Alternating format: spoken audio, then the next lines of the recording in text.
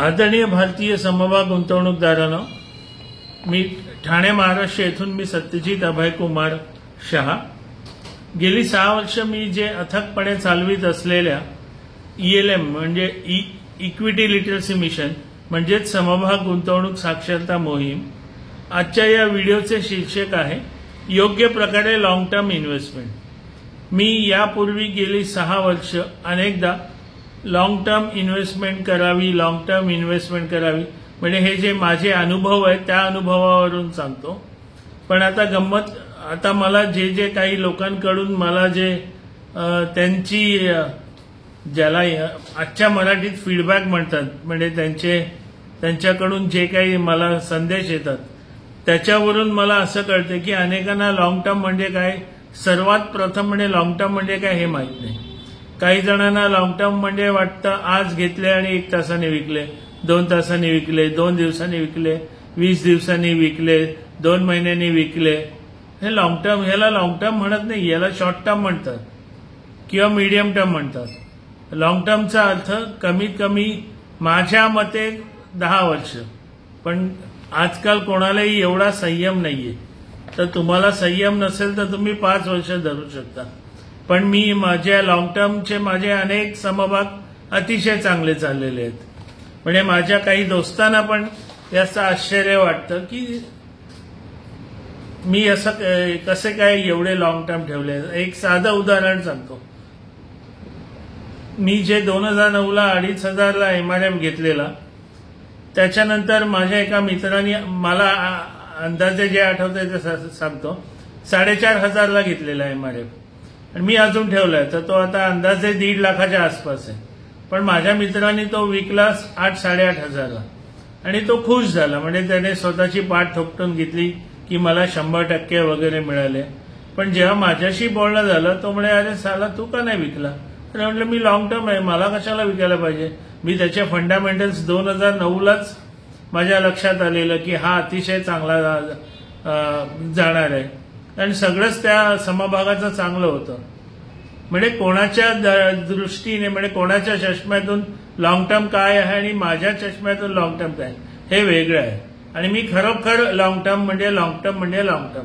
आता याचं एक साधं उदाहरण म्हणजे आपल्या हिंदू धर्मातली लग्न, आपण कधी असं शॉर्ट टर्म साठी केलंय का? किंवा लॉंग टर्म म्हणजे 1 वर्ष, 2 वर्ष, 4 वर्ष असं कोणी करतं का लग्न? अरे मी अशी लॉंग टर्म 2 वर्ष केलं लग्न, नंतर XYZशी मग 3 वर्ष लग्न केलं, लॉंग टर्म, परत लॉंग टर्म म्हणायचं। असं असतं का हो कधी? आपल्याकडे लॉंग टर्म म्हणजे लॉंग टर्म, म्हणजे आपण परत दुसऱ्या कोणाशी लग्न करत नाही। म्हणजे हा माझा मतितार्थ समजून घ्या, लक्षात घ्यायचा। आता माझ्या मते लोकांच्या मनात लॉंग टर्मचा अर्थ कळाला असेल।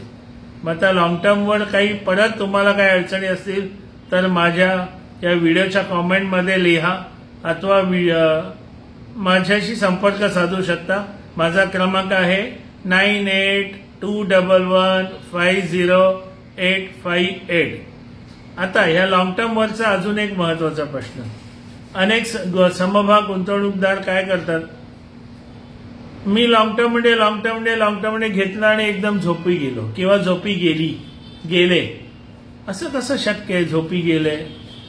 अहो, जेव्हा तुम्ही गुंतवणूक करता, बरोबर आहे लॉंग टर्म म्हणजे ठेवायचा लॉंग टर्म, पण त्या समभागाविषयी काही माहिती घेणं नित्य नियमाने हे अतिशय गरजेचं असतं।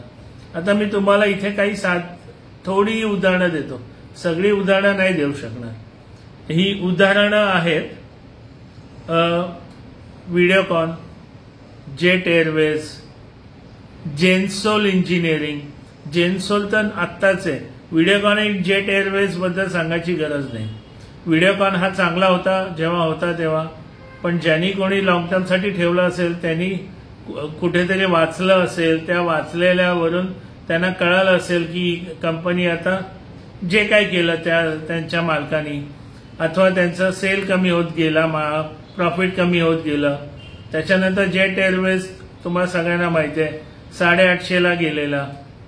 आता समजा तुम्ही घेतला आहे, पण तर नंतर कळत असेल तो 850चा 85 रुपयाला पण आला होता। मग तुम्ही लॉंग टर्म मध्ये एकदम लॉंग टर्म घेणार, झोपणार आणि मग मला नाही, माझ्या नावाने नाही बोटं मोडायची.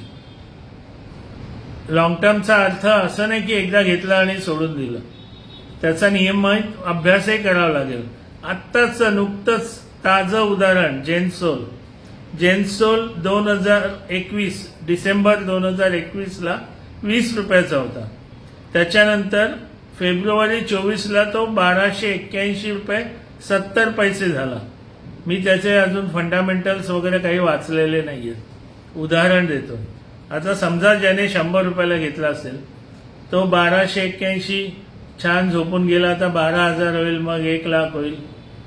अहो तुम्ही त्याचं नंतर मी काही हा माझ्याकडे नसताना मी वाचत होतो की याच्या प्रमोटर्सनी खूप घोळ केलेत, अनेक गोष्टी झालेल्या आहेत. अगदी या कंपनीने 1500 करोडचं कर्ज इरेडाकडून सुद्धा घेतलेलं, त्याच्यामुळे इरेडाचे भाव खाली गेले. मग आता समजा एखादा लॉंग टर्म करत ठेवून दिला, तो 31 रुपये 9 पैशाला 90 पैशाला आलेला आणि आज तो 46 आहे. लॉंग टर्मचा वेगळा अर्थ किंवा अगदी शब्दशः लॉंग टर्म म्हणजे घ्यायचं आणि झोपून जायचं असं नाहीये. आपणही घर घेतल्यावर काही काळाने त्याच्या रंगरंगोटी करतो. काही खराब झालं असेल तर ते खराब गोष्टी आपण काढून दुसऱ्या घेतो, अथवा त्याला आजच्या मराठीत रिपेअर करणं म्हणतात, म्हणजे जे काही खराब झालं ते रिपेअर करतो. आता लॉंग टर्म म्हणजे पूर्वीचे गोदरेजचे फ्रीज अथवा बजाज सुपर हे खरंच लॉंग टर्म होते, म्हणजे आजोबांनी घेतलेलं नातू सुद्धा वापरत होता. पण आजकाल असं लॉंग टर्म म्हणजे तुम्ही लॉंग टर्मची व्याख्या एकच करू शकत नाही. आता त्याच्यानंतर महत्वाचं कसं असतं, गुंतवणूक केल्यावर त्याच्यात म्हणजे अगदी लॉंग टर्म मध्ये सुद्धा प्रॉफिट बुकिंग करावं लागतं, काळानुसार, गरजेनुसार, समभागानुसार.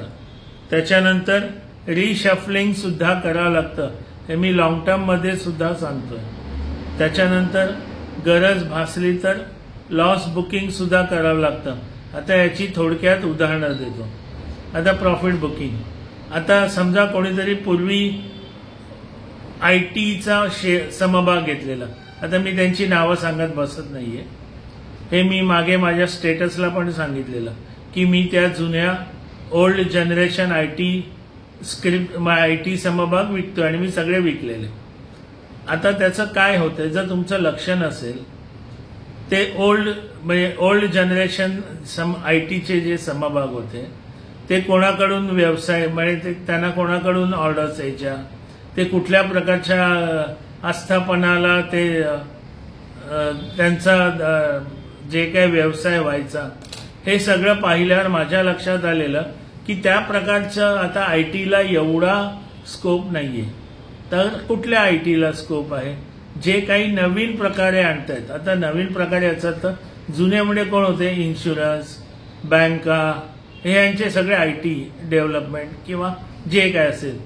पण ते झालं ना जुनं, आता एकदा झालं की झालं, त्याच्यानंतर फक्त ते कॉन्ट्रॅक्ट रिन्यू करायचं असतं. जेव्हा सॉफ्टवेअर डेव्हलप करायचं असतं तेव्हा भरपूर पैसा मिळतो. पण आता कशात पैसा आहे, जे ईव्ही येत आहेत सगळ्या, त्या ईव्हीला लागणारे सॉफ्टवेअर, आणि ते सॉफ्टवेअर हे ओल्ड जनरेशन बनवत नाहीयेत, त्याच्यामुळे कुठल्या प्रकारचे चालणार हे लक्षात घेऊन त्याप्रमाणे मी प्रॉफिट बुक केलं. म्हणजे माझ्याकडे जे जुने होते खूप कमी भावात घेतलेले ते मी विकले आणि मी नवीन प्रकारचे सॉफ्टवेअर अथवा बाकीचे पण चांगल्या प्रकारचे समभाग घेतले. याला म्हणतात प्रॉफिट बुकिंग. त्याच्यानंतर रिशफलिंग. आता रिशफलिंग म्हणजे आता समजा तुम्ही हा विकला, मी आता जे सांगितलं आयटीचे, मग तुम्ही तो आलेला पैसा दुसरीकडे गुंतवा ना. तुम्हाला जर आता तो पैसा नकोय काही कामासाठी, आता तुम्ही तोच समभाग लॉंग टर्म साठी ठेवला असता. आता मला एका समभागाचं नाव नाही सांगायचंय, आमच्याच एका अबकड नावाच्या व्यक्तीने 2000 साली अंदाजे 55 लाख रुपयाचे एका ओल्ड जनरेशन आयटीचा समभाग अंदाजे 1550 ला घेतलेला. तुम्हाला खोटं वाटेल, आजही तो तेवढ्याच, आजही आता तुम्हाला हवा असेल तर मी आता त्याचा भाव बघतो. 1 मिनिट लागेल.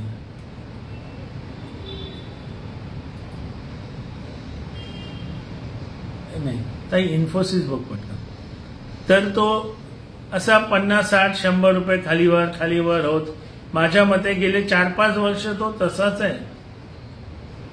मग हे एखाद्याने लॉंग टर्म म्हणजे लॉंग टर्म साठी घेऊन ठेवलंय.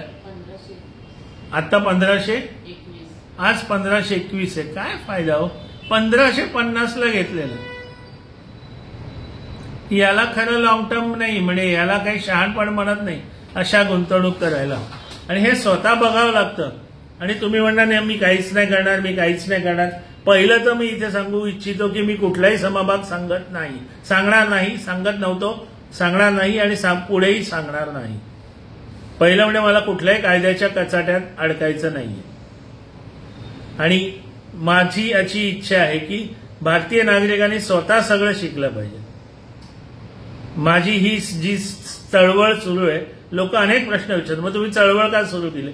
मी चळवळ सुरू करताना माझी 2021 का 22ला माझ्या स्टेटसवर 2 पानं सगळी टाईप करून दिली होती माझी चळवळ कशासाठी. त्यात कुठेही मी लिहिलेलं नाहीये की मी तुम्हाला समभाग सांगितल्यावर कधी घ्यायचं ते सांगणार, कधी विकायचं ते सांगणार, कधी रिशफल करायचं ते सांगणार, कधी प्रॉफिट बुकिंग करायचं सांगणार. मी असं कधीच सांगितलेलं नव्हतं. एक लक्षात ठेवा, ही माझी एक साधी चळवळ आहे आणि माझा स्वतःचा व्यवसाय सांभाळून ही मी बघतोय. तुम्हाला ती कंपनी कशी आहे हे सगळं तुम्ही बघायला पाहिजे. माझ्या जेव्हा लक्षात आलं मी ताबडतोब बाहेरही पडलो आणि मी उलट माझ्या स्टेटसला लिहिलं होतं की मी अशा ओल्ड जनरेशन आयटी कंपन्यांमधून बाहेर पडतो.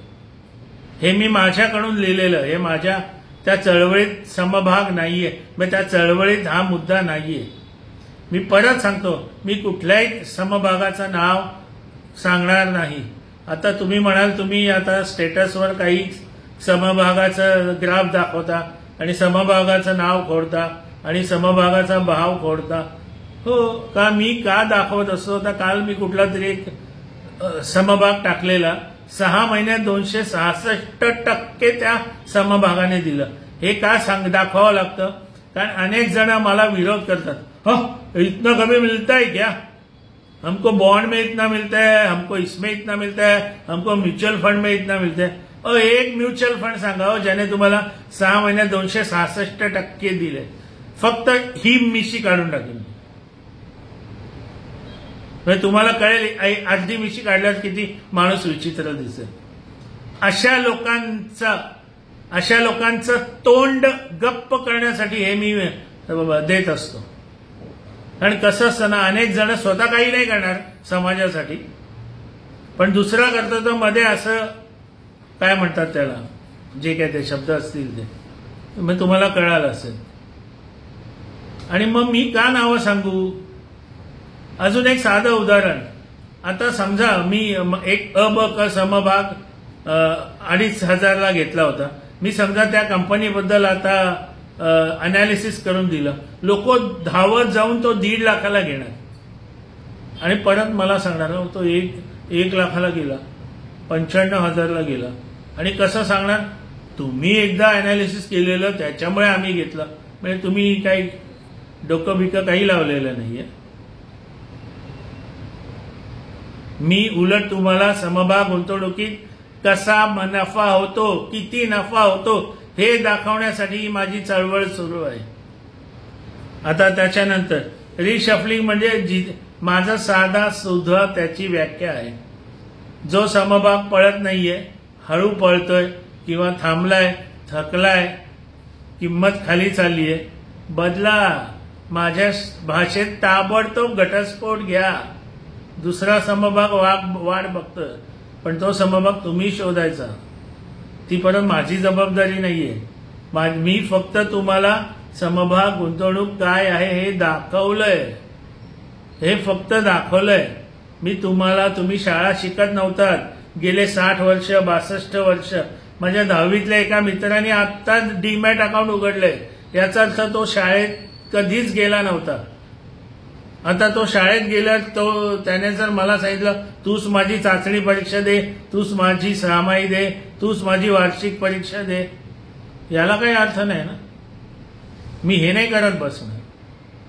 त्याच्यानंतर मी लॉस बुकिंग बद्दल अनेकदा सांगितलेलं आहे.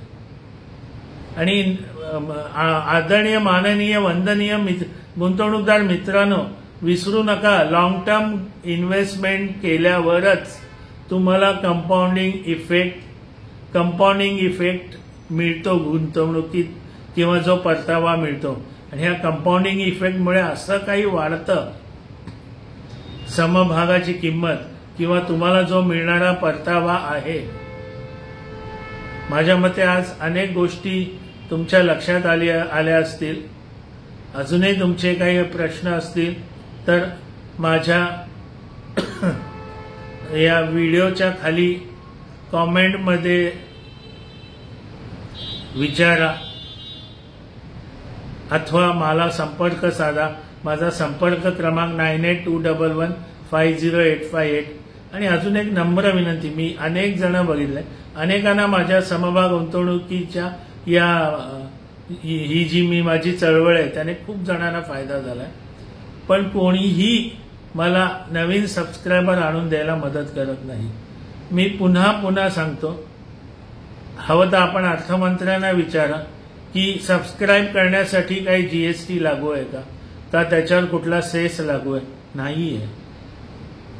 हे एका माझ्यासारख्या ध्येय वेड्या माणसाला मदत म्हणजे पैशात नाहीये. मला नवीन सबस्क्रायबर आणून द्या, मिळवायला मदत करा. तुमच्या मित्र आप्तेष्टांचे मोबाईल हातात घ्या, त्यांना सांगून त्यांच्या युट्यूबमध्ये जा, माझा युट्यूब वाहिनी उघडल्यावर तिथलं सबस्क्राईबचं बटन दाबा. त्याच्यानंतर तिथे जे झेंडा किंवा काय म्हणतात त्याला, बेल आयकॉन जी असते तिथे क्लिक करा. आणि अजून असले काही चांगले विषय, आता काही जण काय सांगतात, या समभागावर तुम्ही लिहा, या समभागावर लिहा. मी तसलं काही करत नाही. हे महत्वाचं आहे, ते बघा. तेव्हा अजूनही असाच चांगला विषय घेऊन पुन्हा भेटू. नमस्कार, जय हो.